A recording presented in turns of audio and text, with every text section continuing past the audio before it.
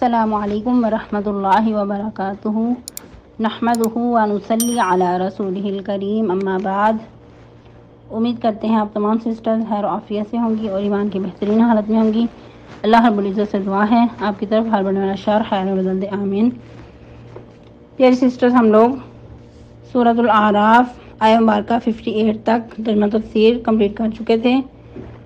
آج کا لیسن 59 سے سٹارٹ کریں گے اور 65 تک پڑھنے کی کوشش کریں گے۔ رب اشرح لی صدری ویسر لی امری واحلل عقدۃ من لسانی یفقہوا قولی اللہم بارک لنا فی اوقاتنا اللہم فقہنا فی الدین اللہم انی اسألک الہدی والتقی والعفاف والغنی اللہم الہمنی رشدی وأعذنی من شر نفسی اعوذ باللہ من الشیطان الرجیم بسم اللہ الرحمن الرحیم۔ لقد ارسلنا نوحا الى قومه فقال یا قوم اعبدوا اللہ ما لکم من الہ غیرہ انی اخاف علیکم عذاب یوم عظیم۔ قال الملأ من قومه إنا لنراك في ضلال مبين۔ قال يا قوم ليس بي ضلالة ولكني رسول من رب العالمين أبلغكم رسالات ربي وأنصح لكم وأعلم من الله ما لا تعلمون۔ أَوَعَجِبْتُمْ أَنْ جَاءَكُمْ ذِكْرٌ مِّن رَّبِّكُمْ عَلَى رَجُلٍ مِّنكُمْ لِيُنذِرَكُمْ وَلِتَتَّقُوا وَلَعَلَّكُمْ تُرْحَمُونَ فَكَذَّبُوهُ فَأَنجَيْنَاهُ وَالَّذِينَ مَعَهُ فِي الْفُلْكِ وَأَغْرَقْنَا الَّذِينَ كَذَّبُوا بِآيَاتِنَا إِنَّهُمْ كَانُوا قَوْمًا عَمِينَ۔ وَإِلَى عَادٍ أَخَاهُمْ هُودًا قَالَ يَا قَوْمِ اعْبُدُوا اللَّهَ مَا لَكُم مِّنْ إِلَٰهٍ غَيْرُهُ أَفَلَا تَتَّقُونَ۔ ٹرانسلیشن آیہ مبارکہ 59 سے لقد ارسلنا نوحا الی قومہ، البتہ تحقیق بھیجا ہم نے نوح علیہ السلام کو ان کی قوم کی طرف، فقالا تو انہوں نے کہا یا قومی اعبدوا اللہ، اے میری قوم اللہ ہی کی عبادت کرو، ما لکم نہیں ہے تمہارے لیے، من الہ غیرہ اس کے علاوہ کوئی الہ، انی اخاف علیکم عذاب یوم عظیم، بے شک میں ڈرتا ہوں تمہارے بارے میں بڑے دن کے عذاب سے۔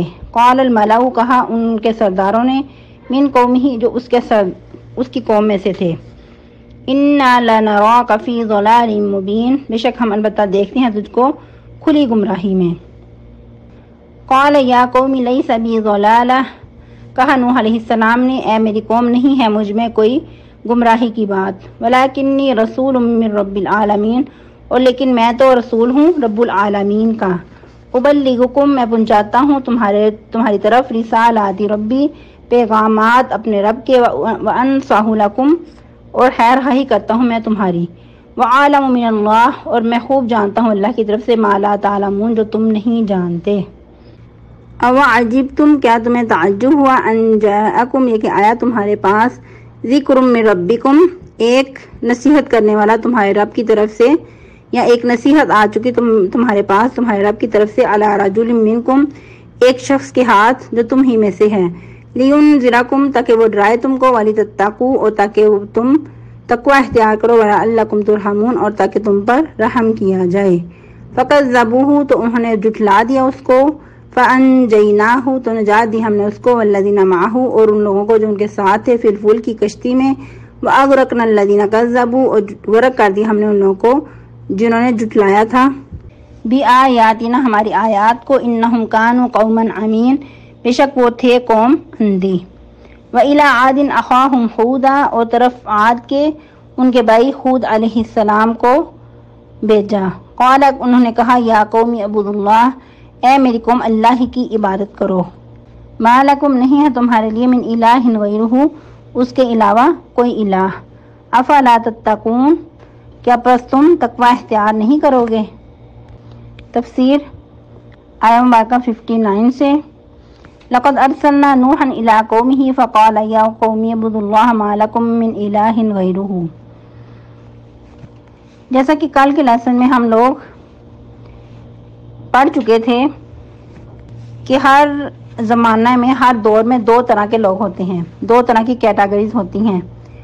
جس طرح کہ اس چیز کو سمجھانے کے لیے اللہ سبحانہ و تعالیٰ نے زندہ اور مردہ شہر کے ساتھ مثال دی، زمین مردہ اور زندہ زمین کی، کہ جو زرخیز زمین ہوتی ہے وہ بہت اچھا کام کرتی ہے۔ جب اس کے اوپر بارش برستی ہے تو وہ اپنے اندر پانی جذب بھی کرتی ہے، اس سے کھیتیاں بھی سیراب ہوتی ہیں اور پانی جذب ہو کے مزید اس سے فائدہ بھی ہوتا ہے۔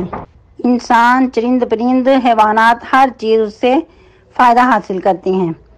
تو اسی طرح انسان بھی ہیں کہ جو دوسروں کے لیے نفع مند ہوتے ہیں۔ پھر دوسری طرف بنجر زمین کا ذکر کیا گیا کہ جو بنجر زمین ہے، نہ اس کے اندر پانی جذب ہوتا ہے، نہ اس کے ذریعے کھیتیاں سیراب ہوتی ہیں، نہ اس کے ساتھ نباتات اگتی ہیں، نہ انسان فائدہ حاصل کرتے ہیں، نہ حیوانات، چرند پرند۔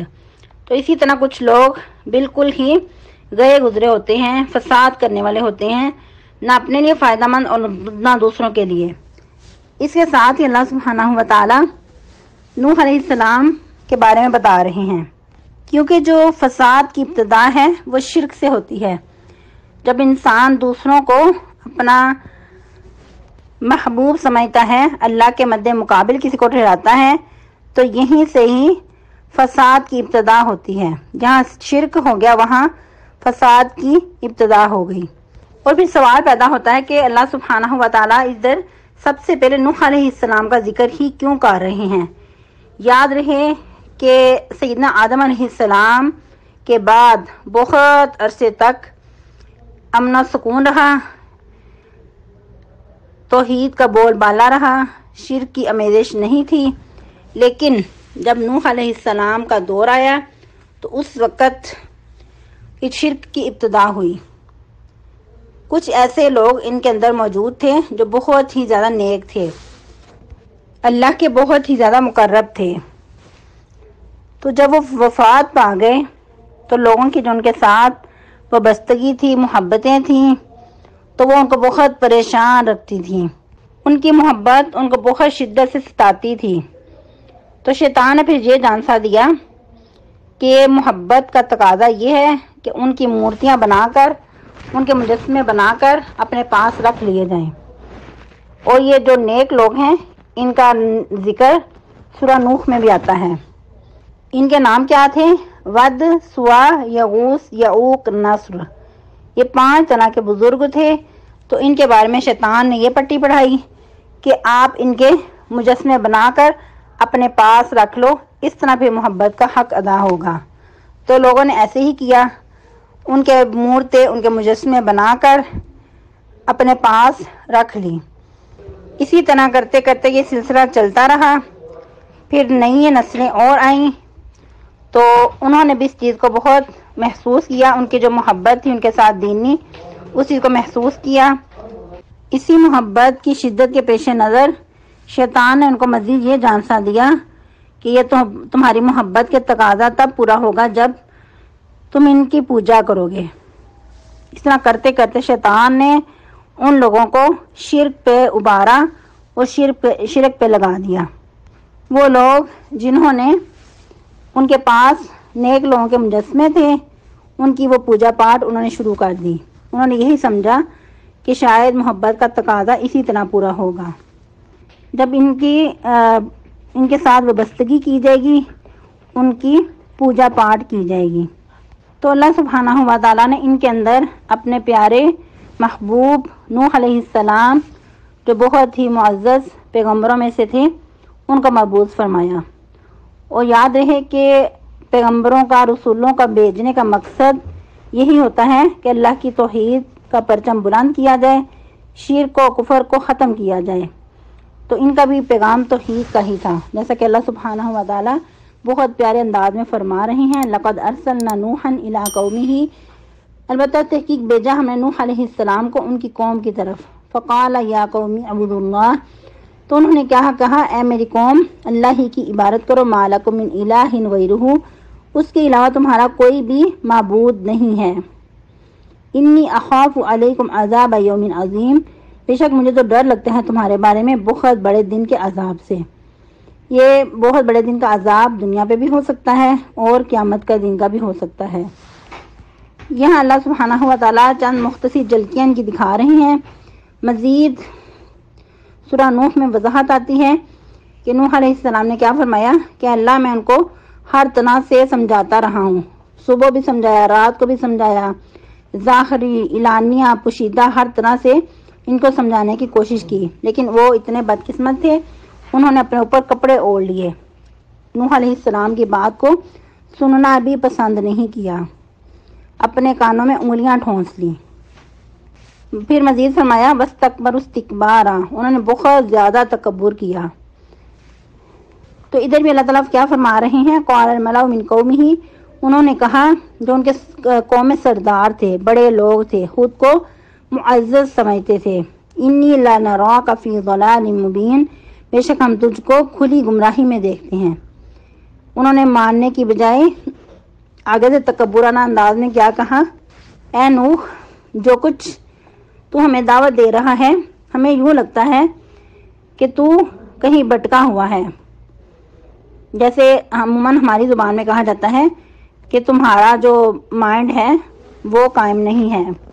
لیکن نوح علیہ السلام آگے سے کیا کہتے ہیں، یا قومی لیس بی ضلالہ، اے میری قوم مجھ میں کسی قسم کی گمراہی والی بات نہیں ہے۔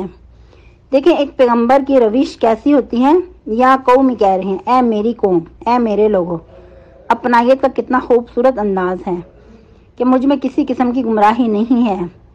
دیکھیں ایک پیغمبر کی کیسی توحید کی دعوت، آگے سے قوم کا ریئیکشن، لیکن مزید نوح علیہ السلام کا کتنا تحمل مزاجی والا انداز، اے میری قوم مجھ میں کوئی بھی گمراہی والی بات نہیں، ولکنی رسول من رب العالمین، میں تو رب العالمین کی طرف سے بھیجا گیا ہوں، میں اپنی مرضی سے نہیں آیا، جو کچھ مجھے رب تعالیٰ نے پیغامات دے کر بھیجا ہے میں وہی پہنچا رہا ہوں۔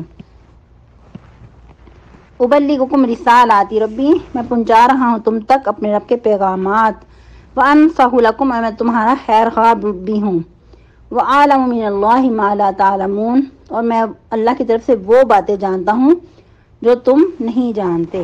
یہ جو ادھر انصح والا ورڈ ہے بہت ہی زیادہ امپورٹنٹ ہے کہ دوسروں کے لیے صرف تبلیغ والا کام نہیں کرنا بلکہ دوسرے کے لیے خیر خواہ بھی ہونا، اور کیسی خیر خواہی کہ جو انسان دل و جان سے دوسرے کے لیے چاہے کہ یہ سیدھی راہ پہ آ جائے، دنیا پہ بھی کامیابی حاصل کر لے اور اللہ کے ہاں بھی سرخرو ہو جائے۔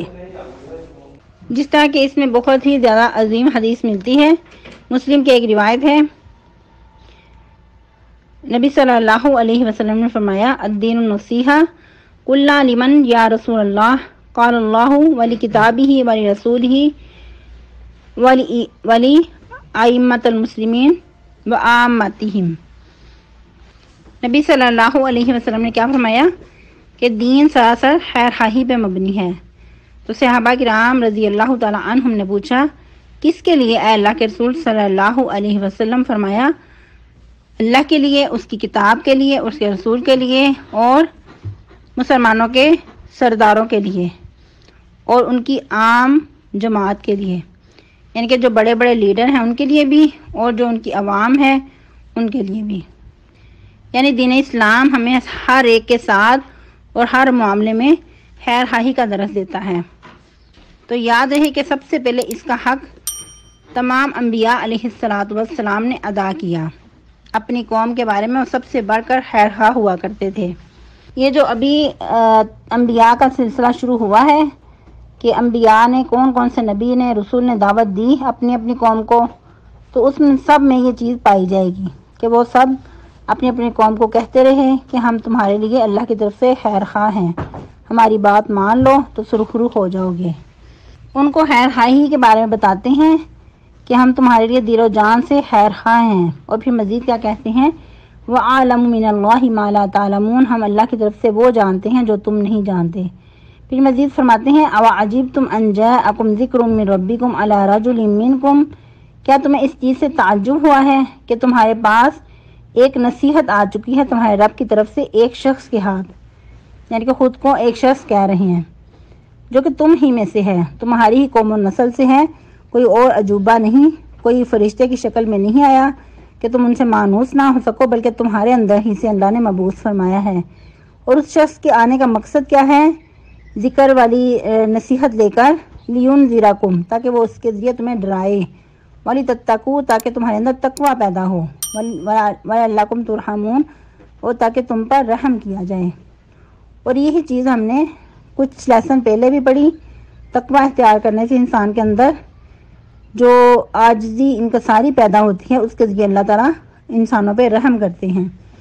تو یہ ہمارا ٹارگٹ بھی ہوگا کہ خود کو چیک کرنا ہے کیا ہم تقوی کی روش پہ چل رہے ہیں، اور اسپیشلی اس چیز کو اپناتے ہوئے یہ سوچنا ہے کہ اللہ تعالیٰ ہمارے اوپر رحم کرے۔ لیکن اس کے برعکس قوم کا معاملہ کیسا تھا؟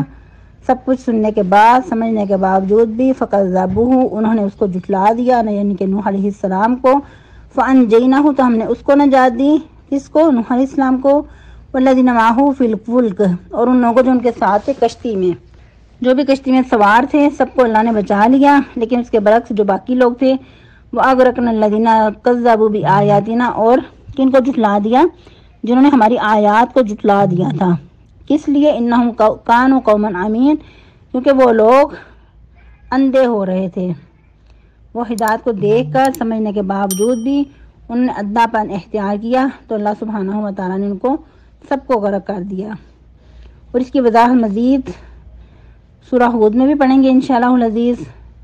تو ادھر تھوڑی سی جلدیاں دکھائی گئیں، مزید اس میں پڑھیں گے کہ کیسے کشتی تیار ہوئی، کیسے صحرا میں وہ رہتے تھے اور قوم ان کو مذاق کرتی تھی کہ ہاں تم نے یہ کشتی تیار کر کے صحرا میں چلانی ہے، ریت کے اوپر چلانی ہے، وغیرہ وغیرہ۔ اور کس طرح پھر نوح علیہ السلام کا بیٹا بھی کشتی سے الگ رہا، اس کو بھی اللہ تعالیٰ نے باقی غرق ہونے والوں کے ساتھ غرق کر دیا۔ آج کے اتنے ہی کافی ہیں، تو